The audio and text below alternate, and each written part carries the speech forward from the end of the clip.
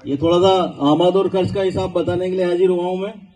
बैतुल माल में हमारे पास टोटल 11,63,005 रुपया आया है। महाना चंदा में 3,17,350 रुपया आया है। शबे कदर में 2,49,696 रुपया आया है। और ईद का मेरू झाल की 3 महीने की आमद 2,02,613 रुपये आई है।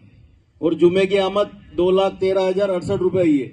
इस तरह से टोटल आमद हमारे चार्ज लेने के बाद 41,65,000 रुपये आई है अब तक, जो रिकॉर्ड है अब तक का।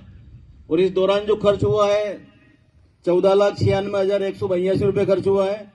और अभी हमारे पास 26,27,943 रुपया बचा हुआ है, जिसमें से हमने 20 लाख की एफडी करवा दी है और बाकी पैसा बैंक के अंदर रखा हुआ है। जिस किसी भाई को इसकी डिटेल जाननी हो अंजुमन ऑफिस में आ सकता है, किसी तरह की उसके अंदर रोक नहीं है। वहां जो काली फिल्में लगी हुई थी वो हटा दी गई है। दूसरा, पेंशन पहले 25,000 रुपये हर महीने दी जाती थी, अब हमने उसको बढ़ा के 55,500 रुपये हो गई टोटल। पहले 50 बेवाओं को दी जाती थी, इस बार हमने उसको 74 कर दिया, 74 बेवाओं को दे रहे हैं। और आपके आसपास भी कोई इस तरह का बेसहारा आदमी या बेवा हो तो हमसे राब्ता कर ले, हम उनको भी पेंशन शुरू कर देंगे।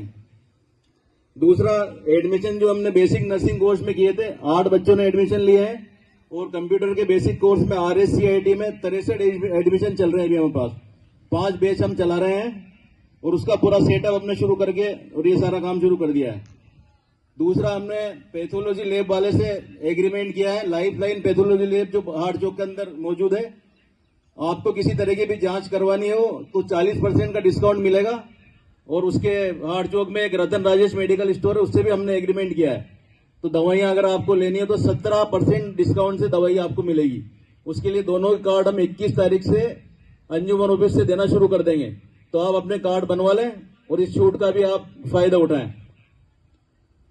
दूसरा, ईदगाह के अंदर अभी हमने काम शुरू करवा रखा है, तो 2 परमानेंट स्टेज बनवा रहे हैं हम। वो स्टेज इसलिए बनवा रहे हैं कि इससे टेंट वालों से उसकी फिक्स रसीद कटवा देंगे, 3,000 4,000 पर शादी के हिसाब से जो भी उनसे बैठ के बात होगी, तो एक परमानेंट इनकम हमारे शुरू हो जाएगी। इसके अलावा हमने 2 मदरसे शुरू किए थे 1 मई 2024 से। उसमें डैम के पास खान साहब वेल्डिंग वालों के मकान में एक मदरसा शुरू किया है, उसमें 45-46 बच्चे रोज आ रहे हैं। और एक इकराम मोहल्ले में किया था, उसमें 30 से 32 बच्चे रोज आ रहे हैं। और हाफिज साहब उसमें बेहतरीन खिदमत अंजाम दे रहे हैं। अब 1 जुलाई से हम 3 मदरसे और शुरू करने जा रहे हैं। एक तो आपकी ईदगाह के पीछे जो बस्ती है, यहाँ पे नीलगर समाज का जमात खाना है, उसके अंदर एक मदरसा शुरू करने जा रहे हैं, उसकी पूरी तैयारी हो गई है। और एक आंगनवाड़ी के पास में एक मदरसा वहां शुरू कर देंगे।